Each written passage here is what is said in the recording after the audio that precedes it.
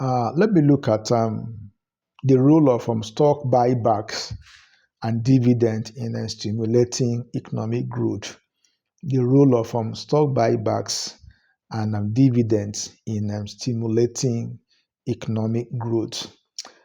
Stock buybacks and dividends are two key ways companies return capital to shareholders, and both can play an important role in stimulating economic growth. While they primarily benefit shareholders, their effects on the broader economy, are indirect. So we discover that it impacts investors' confidence, consumer spending, and corporate behavior. So here is how these actions influence economic growth. Number one is stock buybacks and economic growth. Stock buyback and economic growth, and it incorporates, boosting shareholder wealth. It has to do with boosting shareholder wealth, and how is this achieved? Is by increased stock prices. Increased stock prices. Stock buyback, apart from affecting the economy in a positive way, it equally, boost shareholder wealth by, increasing stock prices. So stock buybacks reduces the number of stocks or share outstanding, which increases earnings per share and often leads to higher stock prices. This can enhance shareholder wealth, especially for long-term investors. When company buys back shares, they reduce the shares outstanding, and that particular action will boost earning per shares.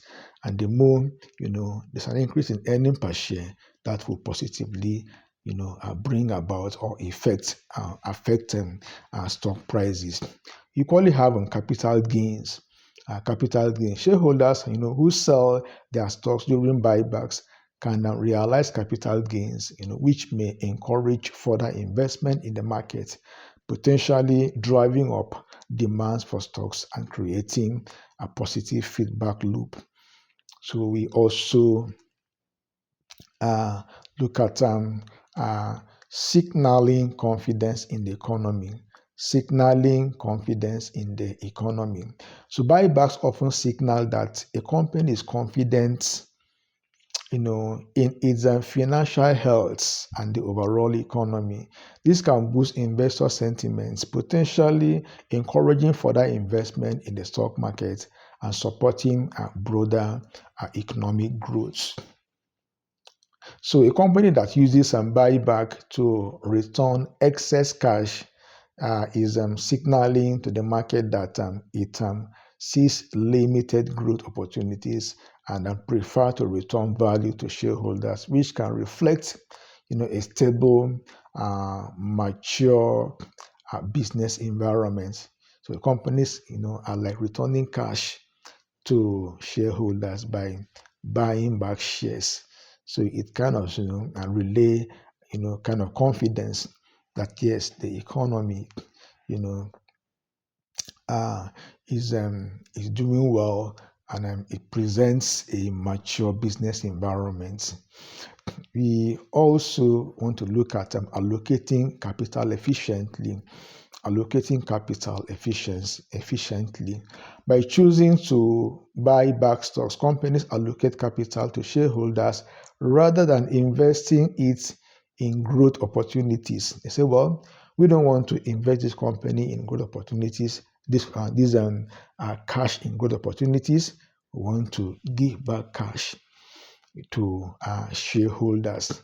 It's in the short term, this boosts shareholders' wealth and may stimulate economic activities through increased spending. However, in the long term, it can potentially reduce the capital available for research, innovation, and expansion, which could limit broader economic growth. Well, in the short term, there tend to be that positive,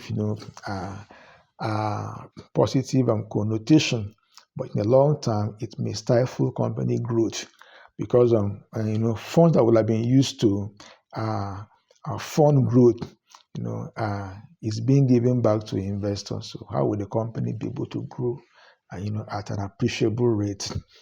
Number two is dividends and economic growth. Dividends and economic growth. Number one was stock buybacks and economic growth. This time around, we want to consider dividends and economic growth. So in this particular this segment, I want to consider A, providing steady income. It's providing steady income.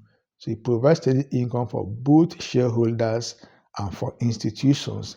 And so for shareholders, dividend provides a steady income.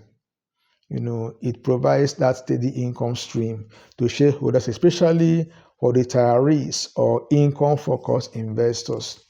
So this increased disposal income kind of, it kind of, improves shareholders and disposable income, which could be spent on goods and services, stimulating consumer demands, as well as some driving economic activities. Then for institutions, you discover that institutional, and institutions and funds or fund managers that receive dividends may reinvest the proceeds, further driving investment and economic growth. The investment of dividends constitute or contributes to the liquidity of the financial market, supporting further economic development. So when there is liquidity, through dividend, discover that our the financial market will tend to benefit. Then number B is encouraging long-term investment. Encouraging long-term investment. A dividend can attract long-term investors seeking stable income, such as pension funds or insurance companies. This long-term investment can help stabilize financial markets and promote sustainable economic growth. Dividend-paying companies often represent financially stable and mature businesses. For businesses to be able to pay dividend regularly, it means they are mature, it means they are stable, and they have a kind of fortress balance sheet. They have good fundamentals, and not only that, you need to consider the fact that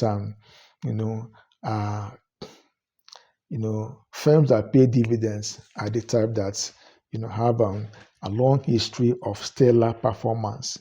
They are very famous for their stability, and not only that, you discover that it attracts. They tend to attract investments, and by so doing, they stabilize the overall markets.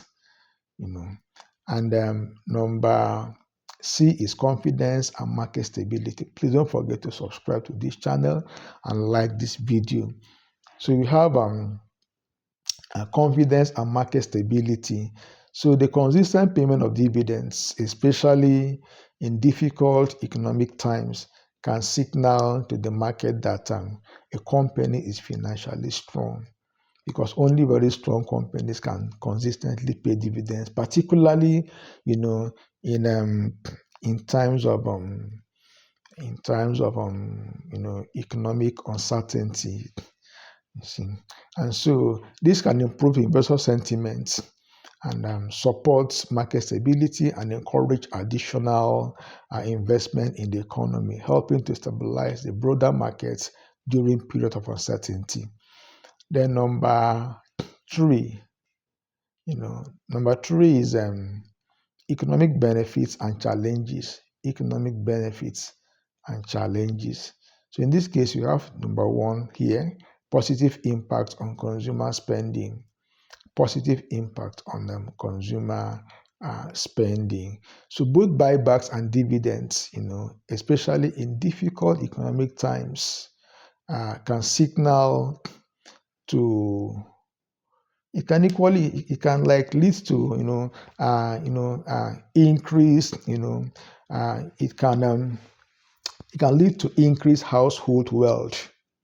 It can increase household wealth, from stock price gains due to buyback or direct cash flow from dividends.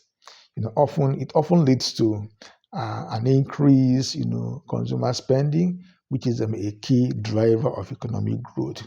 And so you discover that when company pay consistent dividends or they buy back shares, buy back stocks, they are making cash available to investors who now possess a higher spending capacity, and as they spend, discover that corporation will then record higher turnover, higher sales, and higher sales and turnover, all things being equal, will lead to higher profits, and of course, a higher level of earnings per share, which would boost stock prices and essentially will equally, have a positive impact in the overall economy.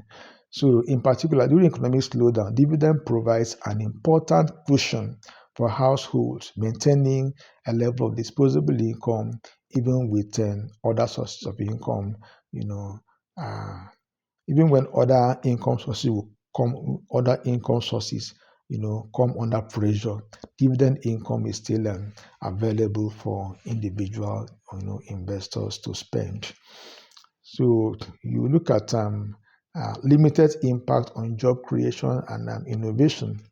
Limited impact on job creation and innovation. We've considered, positive impact on consumer spending, how dividends and buyback influences consumer spending.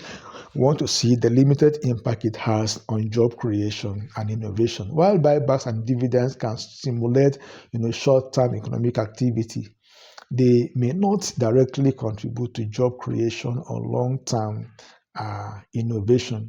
In fact, by focusing on returning capital to shareholders rather than investing in the growth or in growth or new projects, companies may reduce their capacity to innovate, potentially limiting their long-term growth prospects. It's like a two-edged sword. Actually, it has its advantage, and of course, it equally has its disadvantages in the sense that it limits impact on job creation.